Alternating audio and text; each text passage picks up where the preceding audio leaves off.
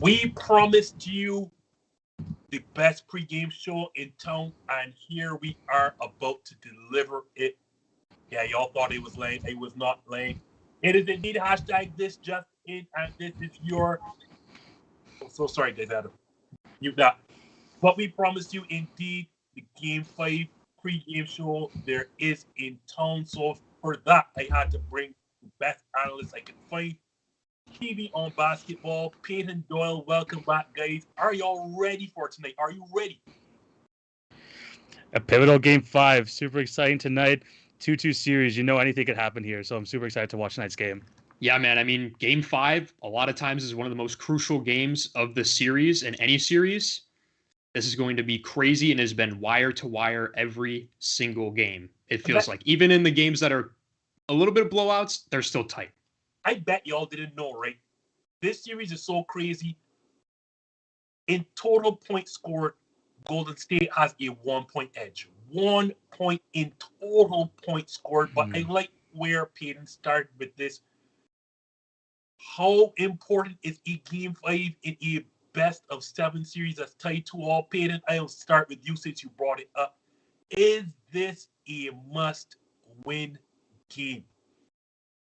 Definitely. The winner tonight will win the series. Whoa. Whoever wins tonight... You're not... The winner tonight is winning the entire series. Yes, whoever wins Game 5 tonight will win the entire series.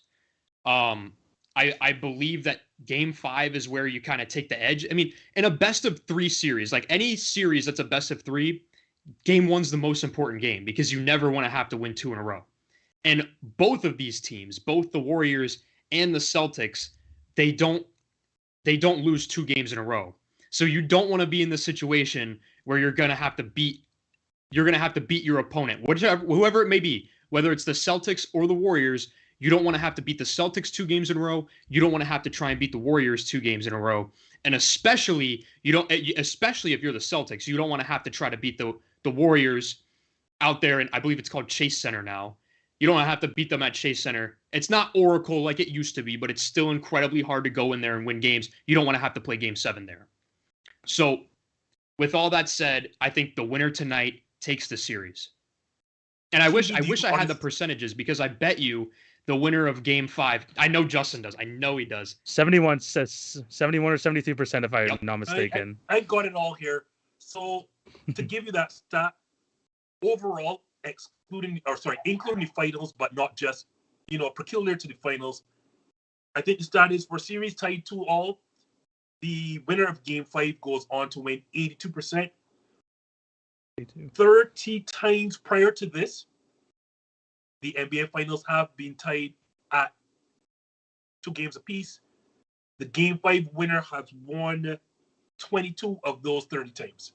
So that is 73%, as TV was saying. So TV, are you going to double down here with Payton? Is the Game 5 winner the winner of this series?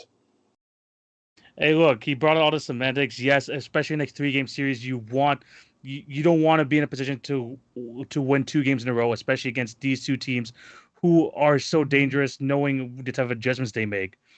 But I'm not going to say it's a must-win because, as the Boston Celtics have shown to us in the entire playoffs, as well as the Golden State Warriors, the last game doesn't particularly mean like the rest, like what it's going to happen in the rest of the series for these other 2 teams.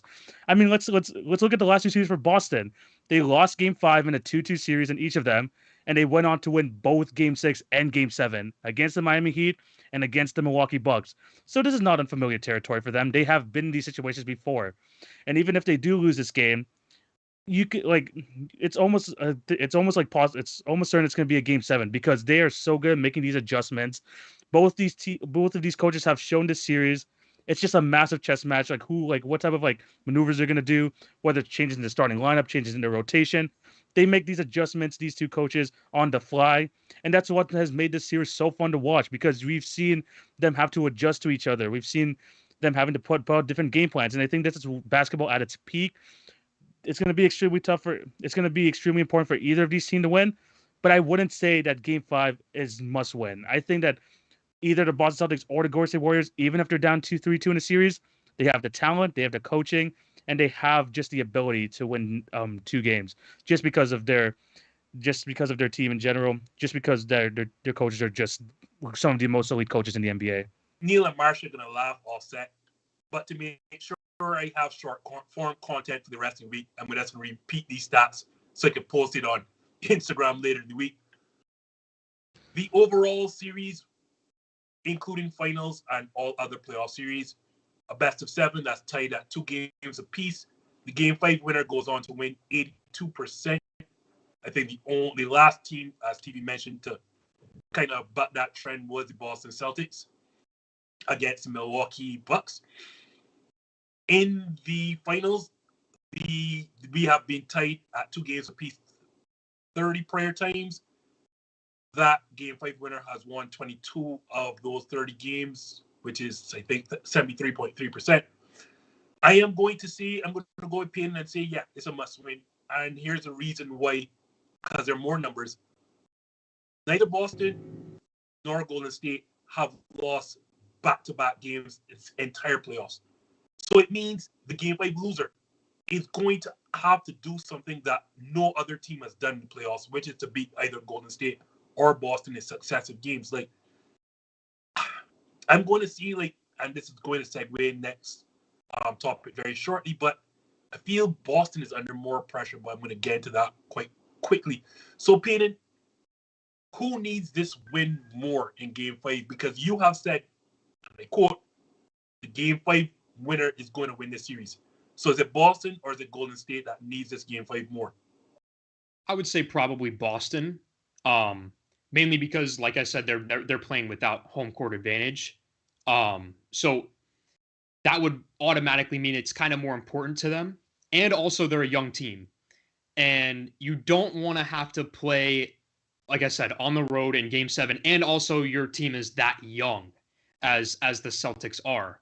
And they don't have the finals experience that the Warriors do. I mean, we all saw the number before the series started that the Warriors have a collective 128 games played in the finals where the Celtics had 0.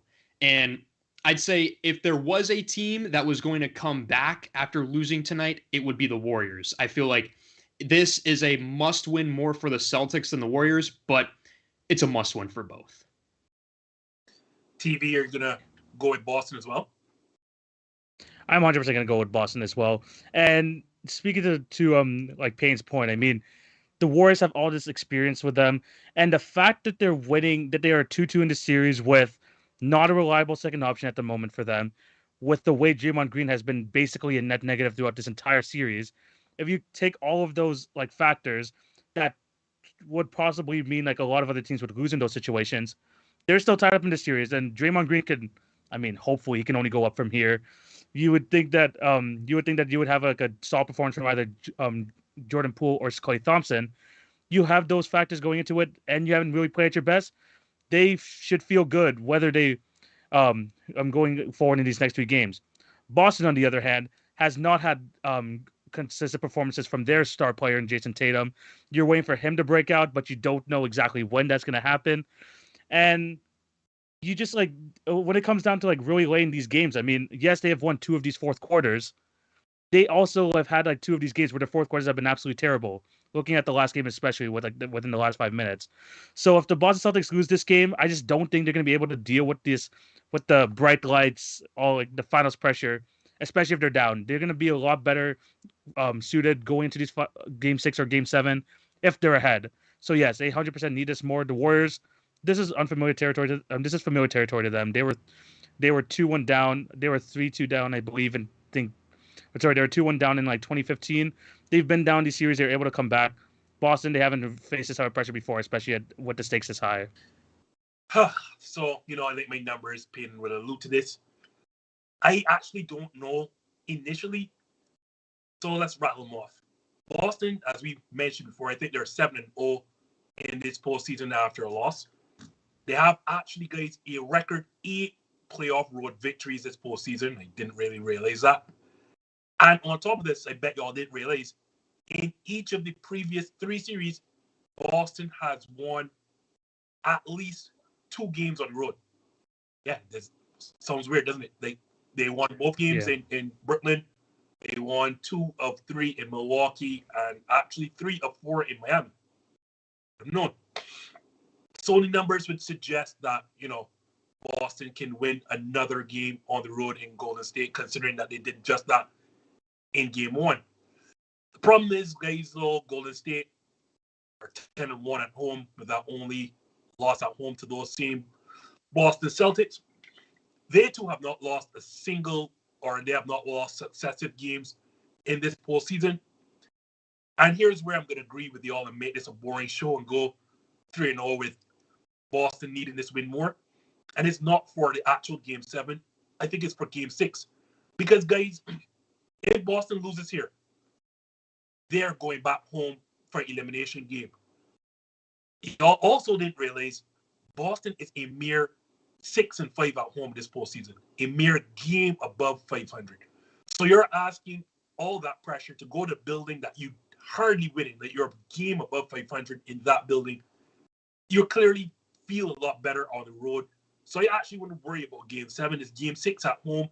And I'm sure I talked to you, was it UTV that brought up the pressure of having to live up to the Larry Bird Celtics, to the, the Kevin Garnett, Paul Pierce, Ray Allen Celtics, and Rajon Rondo. I think it kind of wears on them when they go at home in the Garden. And I feel like if Golden State actually does lose this game, I think they don't feel like, y'all mentioned it, they have the experience of winning on the road in the NBA Finals, and then they get to stay home for Game 7. And if they lose, that'll be just the second time they lose this postseason at home. Like, I'm not sure that Boston's going to win successive games in these finals. But speaking of why we're in this position, the guy I love to leave out my top 10, Steph Curry, guys. Yeah, we heard it talk that if he does get these finals MVP and wins a 4th title, that we should be putting him in the top 10. But what I do know is that this has been a really, really great finals performance. And the numbers tell me he is averaging 34 points from the field, 34 points on 50% from the field and 49 from deep. And then we saw that Game 4 performance. Like, I think that's really, really an all-time great performance. 43 points in 41 minutes and 10 rebounds from easily the smallest player in the 4. So, TV, is this indeed for you? Are we witnessing an all-time great finals performance from Steph? Yes, by far. This has been his best finals of his career. And honestly, that last in that Game 4, that was the best finals game that I've ever seen him play. And this is coming from a Toronto Raptors fan who in 2019, Steph Curry dropped 47, 8, and 9 on us, but we still beat that team by double digits because there was no Klay, no Kevin Durant. The Raptors still won that quite comfortably. Here, the Golden State Warriors needed every single one of those points. They needed everything from Stephen Curry because there wasn't that reliable second scorer on that team. You had a good contribution from Andrew Wiggins, 17 points, 16 rebounds, shout out to him. 18 from Klay, 14 from Jordan Poole. But it was Stephen Curry creating everything, and you saw everything out of the Steph Curry bag, if I could say. I mean, the 3-pointers, the dribble moves that got him to the paint, the floaters, literally everything that we've seen from Steph Curry, which made him so great over the past decade of dominance, was all encapsulated in that one game. And that, including the win, that's an all-time great performance from Steph Curry. This is the best I've seen him play in the finals. And let's be honest, he was kind of robbed of finals MVP in 2015. Actually, not kind of robbed. He was robbed. Let's be honest. So this is kind of making up for it because honestly, no one else is coming close to him on that Warriors team in terms of who's going to win finals MVP. So he's trying to remind people he's still the best player in the series. He is still the best point guard in the league right now. I think people might have forgot that because he had missed the playoffs the last 2 years, but he's here to show it. He's coming up in the biggest moments.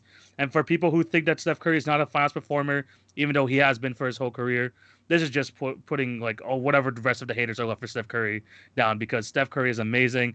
And this series is just showing, even against one of the toughest defense he has ever had to face in the NBA Finals, he is still putting up ridiculous numbers, and that's just Steph Curry for you. If he wins this title and Finals MVP as well, TV, is he in your top 10 though? He's just on the edge. If he gets one more title after this, I could maybe consider it even more, but I still have him probably in that 11 to 12 range. I'm definitely gonna put out like my top 10, 20 greatest players of all time definitely soon or in the offseason. But Steph Curry is just on the edge. Please don't let me miss that episode. I need to be on that episode. Yeah. Oh, I have something. Yes. Payton, how great has this finals performance been thus far for the first 4 games from Steph Curry himself? I mean, Steph Curry's been fantastic. And like TV alluded to, and he said, listen, whatever this whole like Steph isn't a finals performer thing was going on with people, it's squandered now. It's kiss it goodbye. It's done. Steph Curry's out here averaging, he's averaging 34. He's shooting nearly 50% from 3. I think he's averaging 49% from 3, 50% from the field. It's unbelievable what he's doing. And to be honest, he's had mediocre help at best. Sometimes Klay has been streaky, but his shot hasn't really been there. Jordan Poole is not what he was against Memphis and against the other teams that they've had to face to get there. Jordan Poole has fallen off. And same with Andrew Wiggins. Andrew Wiggins offensively is putting up, I believe, like 16 points per game. And he also has to deal with Draymond Green on the floor, who is hurting his team. And we'll get into that later. But Steph Curry is having a great finals performance. I don't know about all-time great because this was the all-time great finals performance here, 2016, by Mr. LeBron James, leading all players in points, rebounds, steals, assists, blocks, everything you could possibly imagine. So he's not exactly there yet. But yes, overall, it's great that Steph Curry is having this finals performance. I'm glad that he is showing the world that he is actually not he doesn't fall to the big moment of the NBA Finals, and I'm glad that that is kind of gone because I thought that it was always ridiculous to begin with. There's nothing else I have to add. You always kind of summed it up because Steph's performance kind of speaks for itself. Like 25 threes on 49% shooting, 50% from the floor. You are 6'3" in a line of giants and pulling down 10 rebounds. When Klay Thompson is up and down, Draymond is up there posting triple singles, and your second best player has been Andrew Wiggins all series. Granted, Andrew Wiggins has been good, and I'm going to get to how good Andrew Wiggins actually has been that we're overlooking, but it's like almost without little to no help. So I rank it up there for the finals performances I've seen so far. But with that in mind, TV, I think he's kind of gotten some help because of Boston's strategy, and it's apparently come out in the media that Boston has indeed put forward a game plan of seeing if Steph Curry can beat them by himself. And he's really doing a good job of that. So, TV, do you agree with Ime Udoka and Boston's current strategy in guarding Steph Curry? Trying to let Steph Curry beat you by yourself is just asking for more problems because Steph Curry has proven that when given the opportunity, he is going to take advantage and he is going to make you pay. So I think I mentioned this on Marcus's podcast earlier. I think what the Celtics should do was something that the Raptors tried to do in 2019. Honestly, get some possessions, box and one, just put all your emphasis on Steph Curry because let's be honest, like Payne mentioned earlier, there has been little to no help for him offensive-wise, especially on a consistent basis. So you should test that out. Try to make the others beat you. Klay hasn't been his normal stuff in these finals. Jordan Poole has fallen off, and he has been played off the court because of his defense as well. Try to make those guys work because you know that Steph Curry is averaging 34 on 50% shooting and from 3. He's going to keep killing you.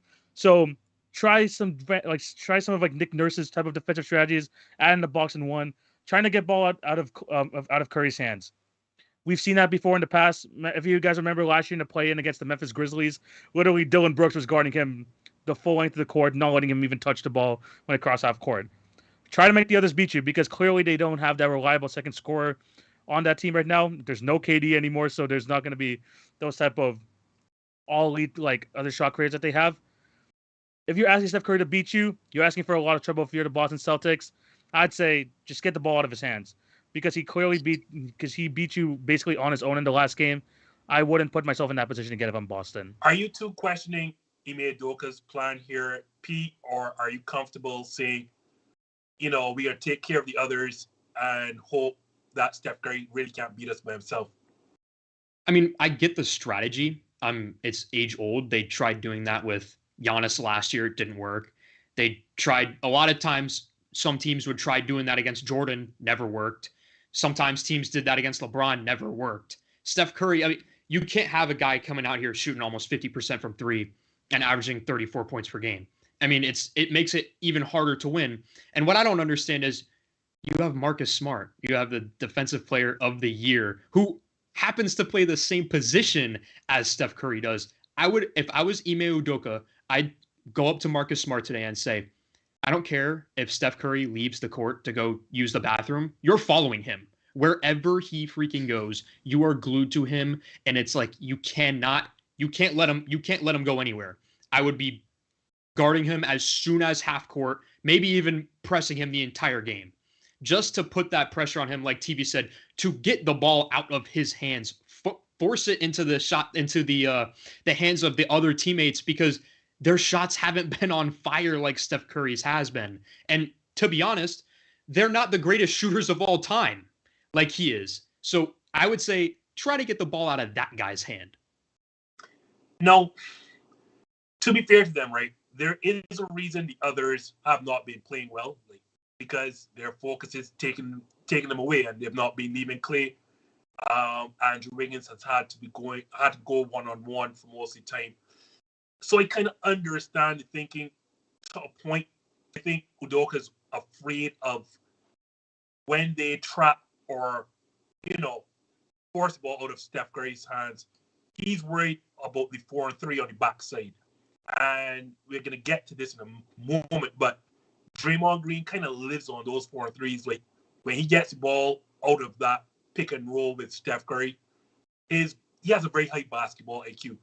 So coming out of that is either a long pass to Wiggins or Kevin Looney out of that, or finding Klay Thompson on the weak side wide open for three. And so again, the reason why the rest are struggling is because Boston said we're going to take this away and we're going to stop Draymond from carving this up on the backside of those plays.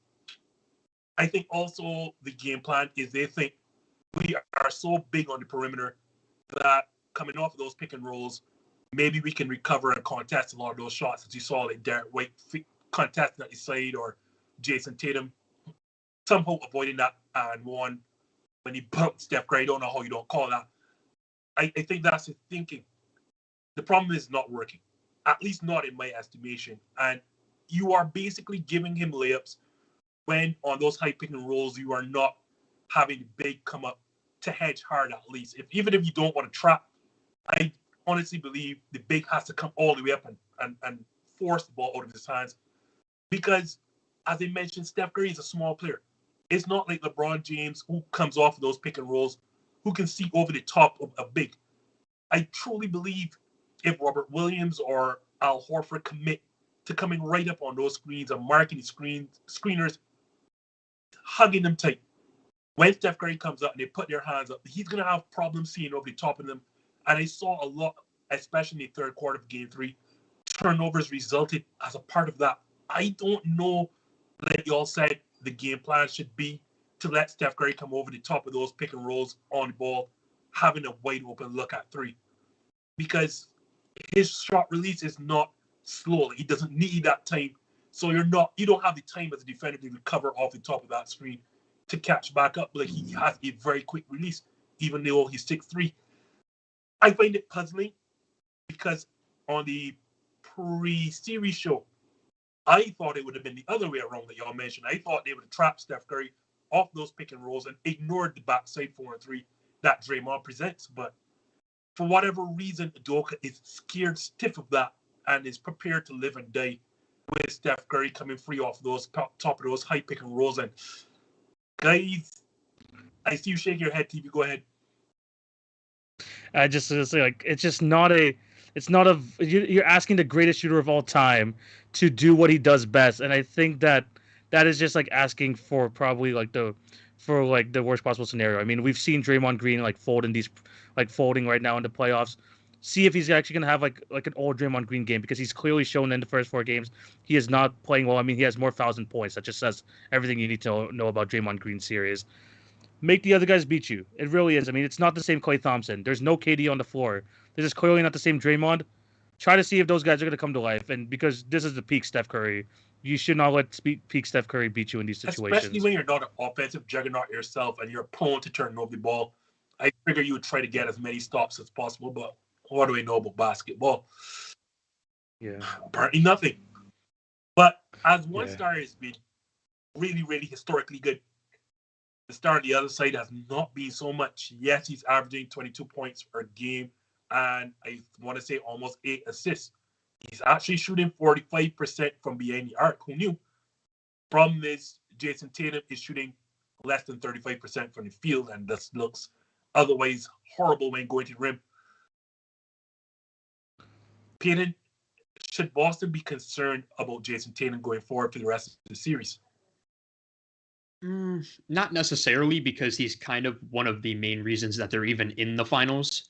Like, his playoffs to this point have been spectacular. People seem to forget that. Yes, I get that he's not, seeming like, the guy, the superstar that we all thought he was going to be in the finals. He has kind of fallen short of those expectations, but he still played the lights out and held Kevin Durant to like nothing in Brooklyn in round one. Then you go to Milwaukee and you beat the best player in the world in game 7.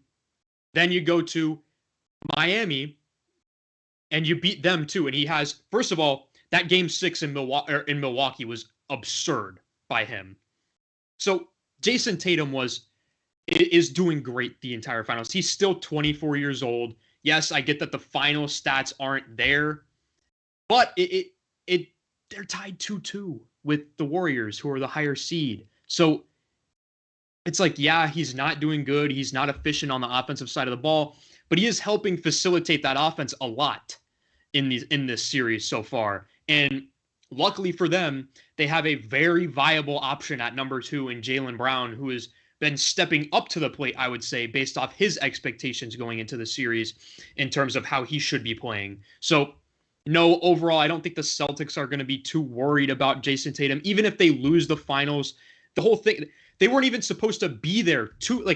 At the beginning of the year, we were talking about the Celtics blowing this all up and redoing it. And now they're here. Yeah, exactly. And like, now they're here. They're tied 2-2 with the Golden State Warriors in the NBA Finals. Like, no, I don't think overall they're too worried about Jayson Tatum. Players have bad series. It happens sometimes. You feel the same way, TV?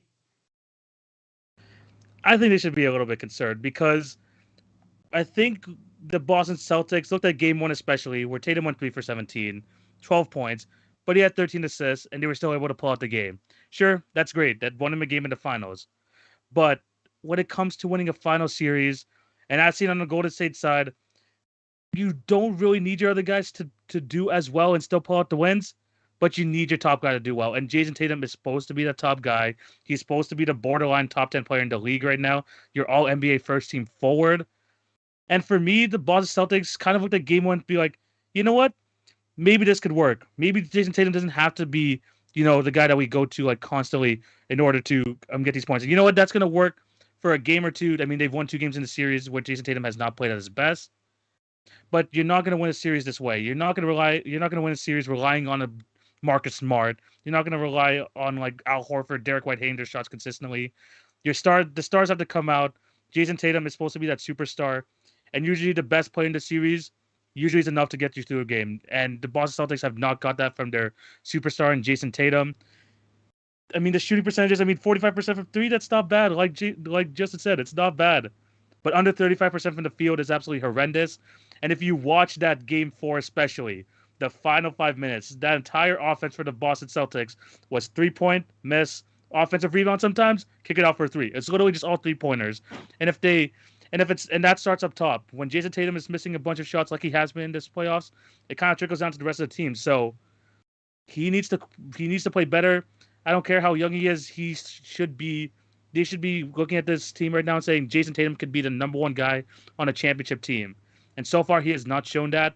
Sure, you can win maybe a game or 2 in the finals, but he has to step up. He needs to be the best guy on that team. It's great that Jaylen Brown's giving you great production as well. I mean, if there was an NBA Finals MVP for the Celtics, it's 100% going to be Jaylen Brown. But Jayson Tatum has to step up to the plate. We thought that one bad game was going to be an anomaly and he was going to be great the rest of the series. We're still waiting for that. We are still waiting for that, and Jayson Tatum has to be the number one guy for them to actually win this one. So, like Payton said, going forward, I wouldn't be overly concerned.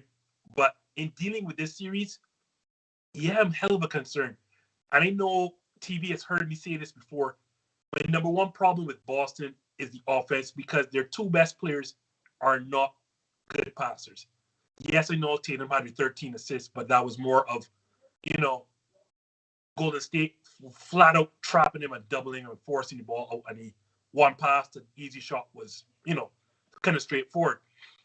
I've always said for Boston's offense to get where it needs to be, Jaylen Brown and Jayson Tatum particularly have to become better passers because Marcus Smart is not good enough to demand the ball constantly in his hands.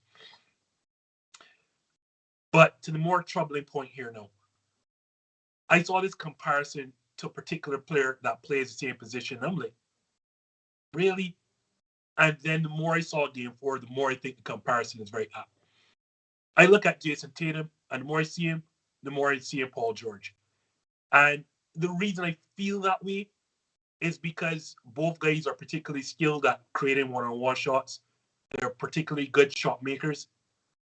For their length, size, and athleticism, and I think Paul George at that age was more athletic than Jayson Tatum, they are surprisingly poor finishers at the rim in traffic.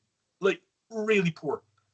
Jayson Tatum, especially against a smaller Golden State team, in traffic at the rim, like, you have to be so much better, especially if you want the ball in your hands going down the stretch. But here's my real point now, and this is why I feel Andrew Wiggins, for me, has to get some love as an MVP candidate. Obviously, he can't win it.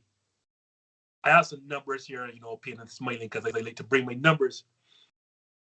When guarded by Andrew Wiggins, Jayson Tatum has managed just 34 points the entire series on 13 of 39 shooting.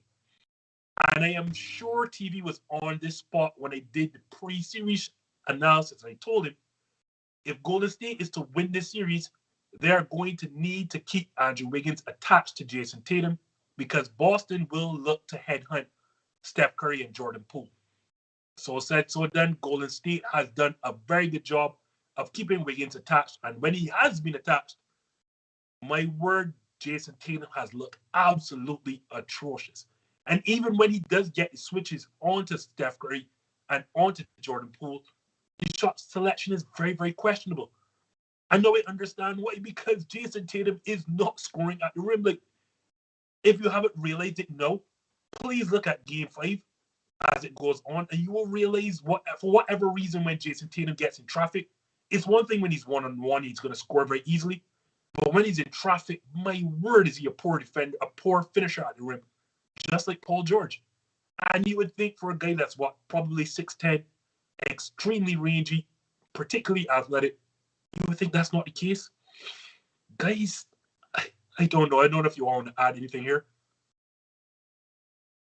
No, I mean, that was a fair comparison. Once you were talking about a comparison, I was like, he's probably going to say Paul George, and you're absolutely right. I mean, he for some reason, when it comes to him like going to the paint, like he makes like kind of like the wrong decision when he is put under pressure down there.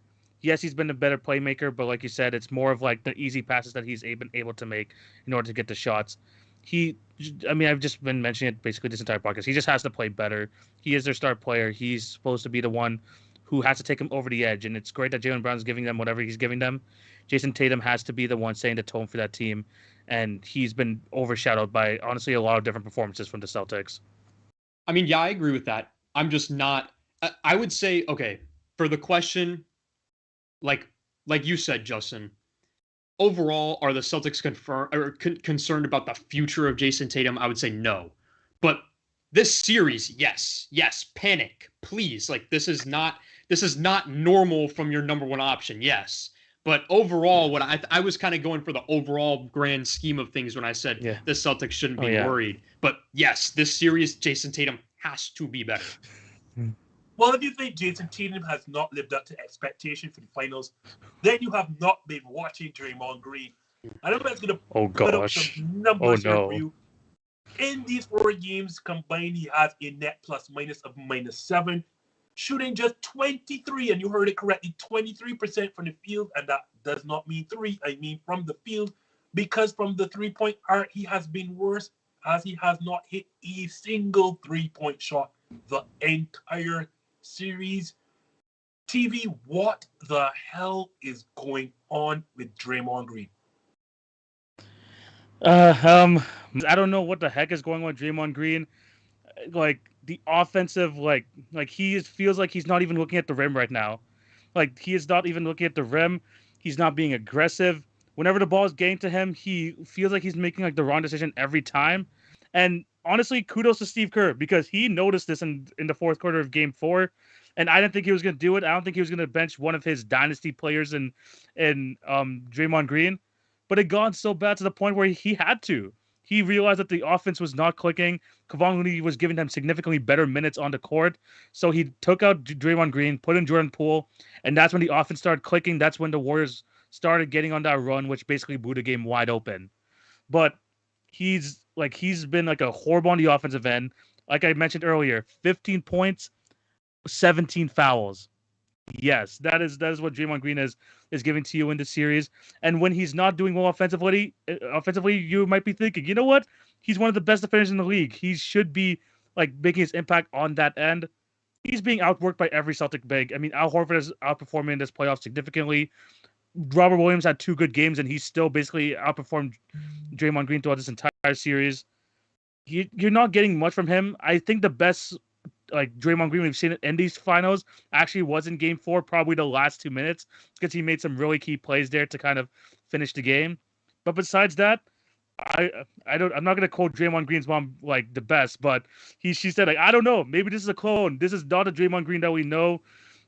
I don't know what's going on with him, man, but he is definitely, and I don't know what you want to blame, the podcast, whatever these people are talking about, but I just think it's a rough series for him, and at least I'm just happy to see that the Golden State Warriors are not being stubborn about it. They're noticing that what him on the court means for the rest of the guys. Take him out when you can. Hopefully he can like turn it around, because let's be honest, it can't get worse from here. Hopefully it doesn't get worse from here. One would hope. So let's continue down. Let's to put some further stats.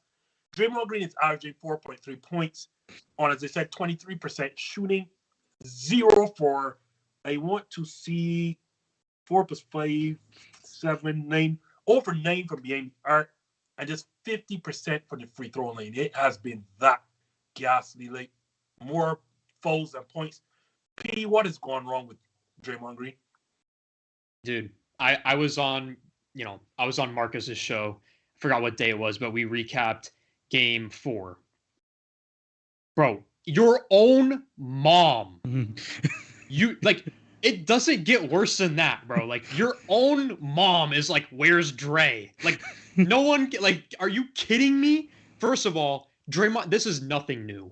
I just want to put this out there right now. Yes, Draymond is having an awful series, but this is nothing new with Draymond. Draymond hasn't been good since 2018.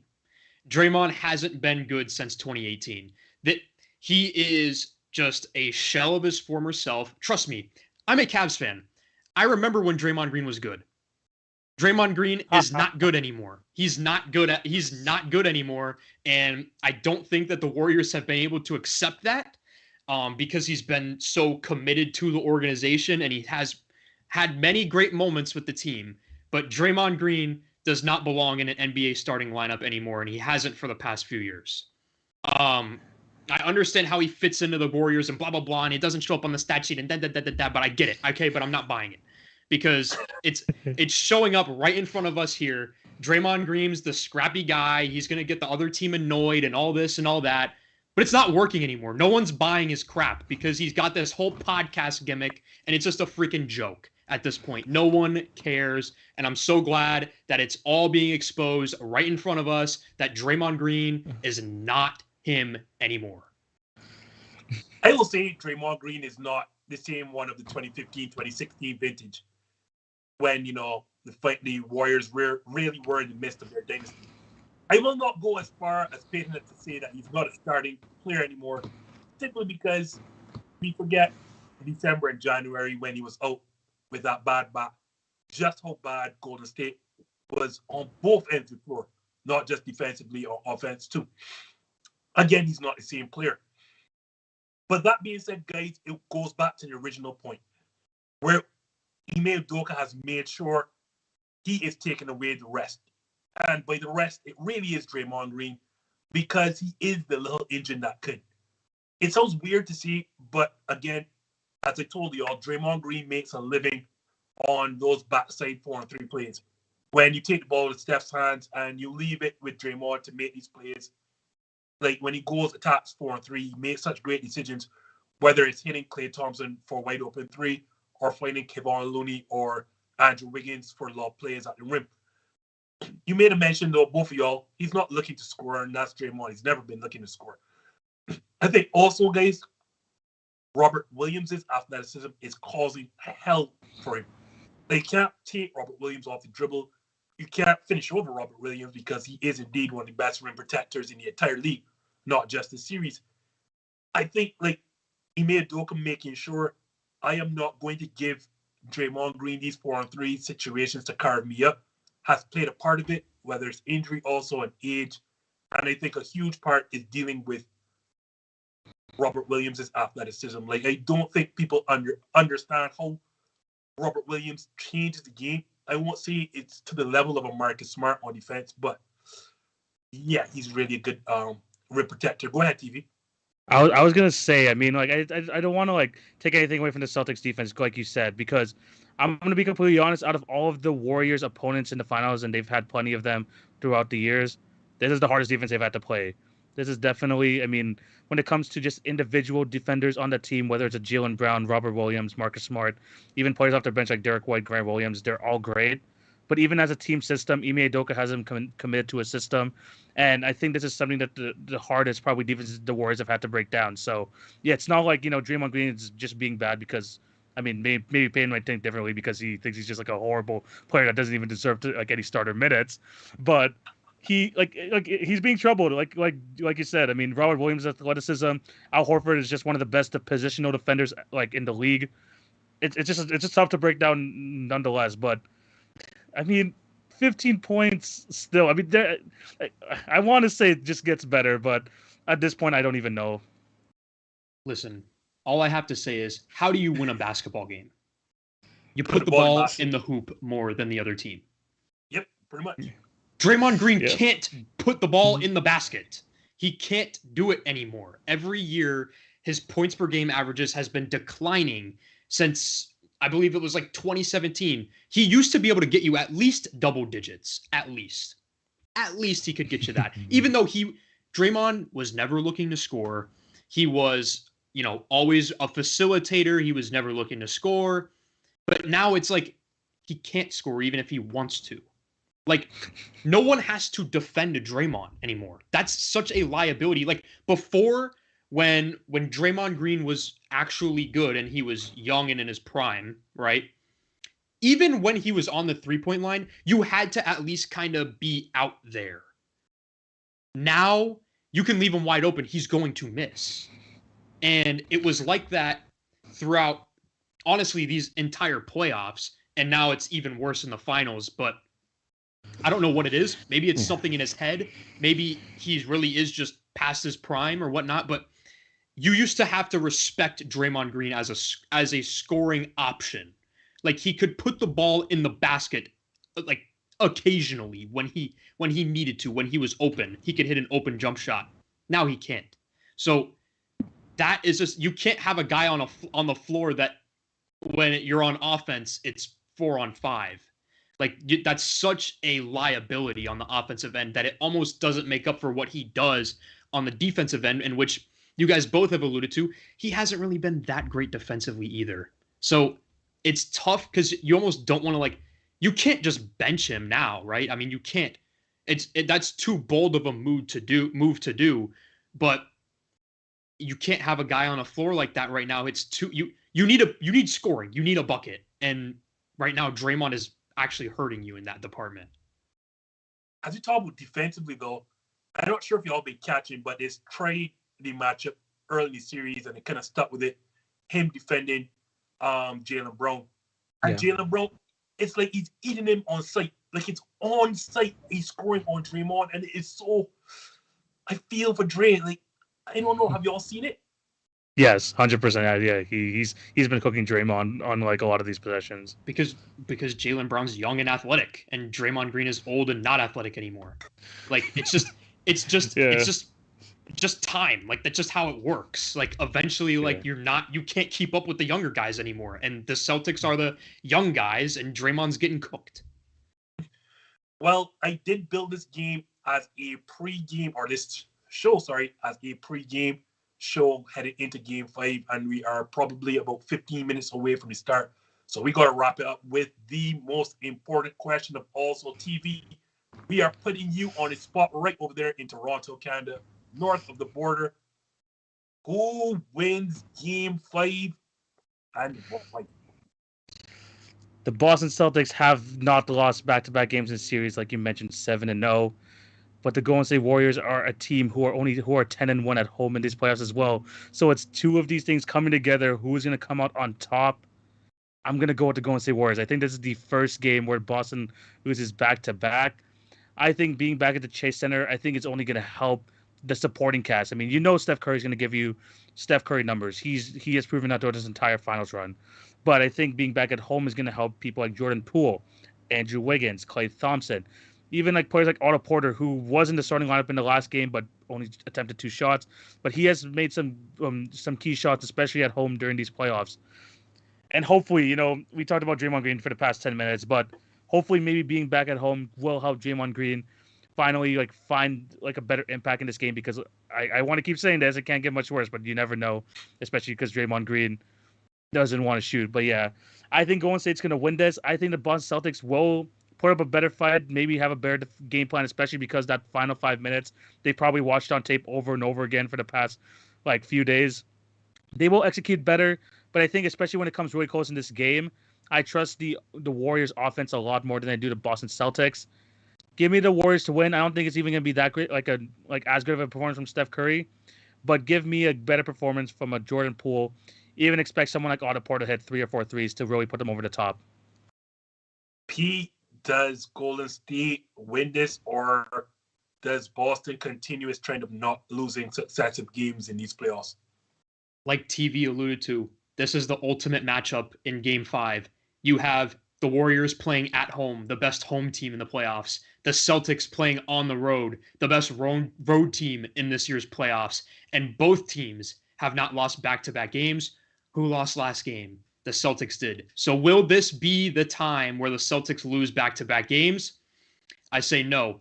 I say the Celtics respond to being punched in the jaw at home, and they go into Chase Center and they rock the Warriors world tonight. I say you could have 20 points each, 25 for Jayson Tatum. He's going to step up. Jayson Tatum, we're going to see him arrive for the first time this entire series. He's going to get all that energy back that he was having in the prior series in these playoffs.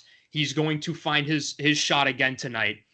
And Jaylen Brown, I think, is going to ball out. I think Horford's going to have a good game. I think off the bench, you have Derek White, who's going to have a good game. I think overall, the depth of the Celtics is going to prevail over simply just Steph Curry going bonkers.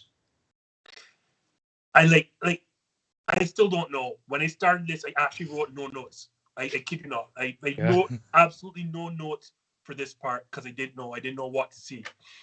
Golden State's 10-1 at home, over 120 games of finals experience over the Boston Celtics.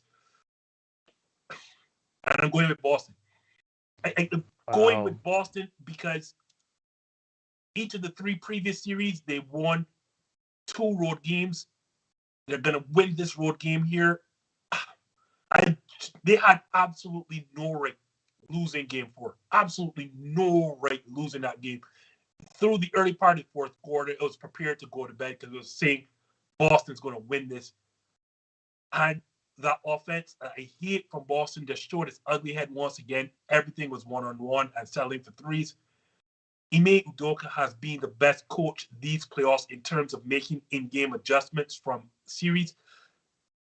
I have to believe, and I like Ime Udoka as a coach, please believe this, I have to believe Ime Udoka is going to call off this Steph Curry madness. He has to. He's got to stop because he's gift wrapping Steph Curry his first Finals MVP. He's like handing him on a platter. I have to believe he has seen after 4 games that giving Steph Curry these looks is not the way to win a championship. Boston is big, long, athletic enough to take the ball out of his hands. I think Ime Udoka finally tells himself, I am going to see if the rest can truly beat me because Steph Curry is going to. At some point, Jayson Tatum is going to be able to finish at the rim. I have to believe that. Give me Boston in a close one tonight. They are not going to watch Steph Curry beat them all over again. The turnovers have got to stop at some stage. Go ahead, Payton, and see what itch you get here. One thing about Boston that I want to say is they have been the most resilient team in the NBA playoffs thus far. It seems like every time this young Boston Celtics team with a first-year head coach gets punched in the face and you're like, okay, that's it. They're done. They come right back and they hit them even harder than they got hit. You saw it. They go down 3-2 against the Bucks, the defending champs, and they come back in 6 and 7 and rock them. You get 40-pieced by Jimmy Butler in Game 6 at home. You come back in Game 7 and you win. And you see that throughout and that's why they haven't lost back-to-back games. This Boston Celtics team, though at times it's not as flashy or as pretty as we might want it to be, they are extremely resilient and they rise to the occasion consistently. And that's why I think they're going to win tonight. And that's why I think they're going to win the finals. I will just say one more thing before we head out. I hope Draymond Green proves both of you guys wrong. I think he's going to have the best game of the series. Expect a 12 assist performance from Draymond Green.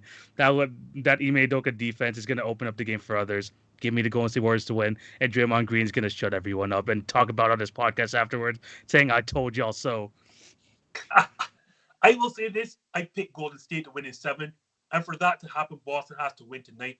Because if they go home down 3-2, I fully expect them to lose at home. Because whatever pressure they face in guarding and that bad home record. So if it's going to go to 7, I have to pick Boston to win tonight. And that's what I'm going to do. But as you said, Draymond can't possibly get any worse, can he? I'm confident in myself. There's a bit of doubt in me, but hopefully I'm right. Draymond Green, come on. He still has a bit something left. Come on. And his best game will come tonight, so he'll improve from 11 points to 12. Yes. So, guys, before I let y'all get out of here, Payton, please plug yourself, let the people know how to find you and what you got coming up next. First of all, I wouldn't be mad if Draymond Green had a good night tonight because then his mom can rest easy knowing that she found his son. She found her son. He's here. Yeah. Dre is back. So, but yes, I have a sports podcast, a live one such as this. I haven't been active lately because I'm moving to Orlando this week. So, you can find me on YouTube at PD Sports. Normally my live show is on Wednesday. You'll see me working with Justin a lot and Marcus as well. If you know him, go talk with Marcus. If you were to follow me anywhere, on just one platform though, I would suggest following me on TikTok at PD Sports. That's where I am the most active. But yeah, make sure to show Justin all the love in the world and TV all the love in the world. Working with these guys is an absolute pleasure and a blessing to be able to do this. And I'm so glad that they invited me on. Y'all Gen Zers at TikTok, that's really not me. Yeah. TV, same thing. What do you have coming up next, and how do my guests or how do my viewers find you? Yes, thank you again, Justin, for putting me on the show. It's awesome talking NBA hoops with you all the time, and I'm always loving to come on the show. If you want to find me again, YouTube at TV on Basketball, Twitter, Facebook, Instagram, and just like Payton, if you want to see me at my most active point, check me out on TikTok. The previews, the reviews, the list, everything, you can find me there. It's honestly been my favorite platform over the past year just to like put out content, and you're gonna see a lot of me there as well. Hopefully to work with these guys again in the future, but you've seen me enough on the show. You know where to find me. Again, thank you, Jessica, for putting me on. Damn Gen Zers on your TikTok. Yeah. But no, please, honestly, go watch, go subscribe, go view these guys, or support them because these guys are awesome. Like, and the reason that they're on the show because they're awesome. I don't bring bad guests. Y'all know that. I mean, if you haven't subscribed already, please do. To all three of us, actually. But you know how to find me. If you're not looking, you're not really looking hard, or you haven't found me, you haven't looking hard enough. That's hashtag this just in. Please put the hashtag you do not want Max Kellerman and his awful NBA and NFL takes. So hashtag this just in. We are here primarily every Monday night, 8 p.m. Eastern, 7 p.m. Central. Unlike these two guys, though, I live on Instagram. So again, hashtag this just in. You'll find us on Instagram, on Facebook, and also on Twitter. I'm trying to get a better Twitter presence, but yeah, we'll work at that. So for Payton Doyle for TV on Basketball, I am indeed Justin of hashtag this just in. I have ended this show in an hour. There you go, Marsha. She said he could never do it. I got it done. So please go and enjoy your Game 5 of the finals and whatever else basketball there is this week. Bye. Peace. I don't have a mark on my face, and my upset shot in Memphis, and I just turned 22 years old. I must be the greatest. I told the world, I talk to God every day. If God's with me, ain't no matter if you're just the same. I shook up the world. I shook up the world. I shook up the world. I shook up the world. I said, can I be a legend? Search your soul and answer me this question. Do you think I have what it takes to be great, but still be humble and learn from my mistakes?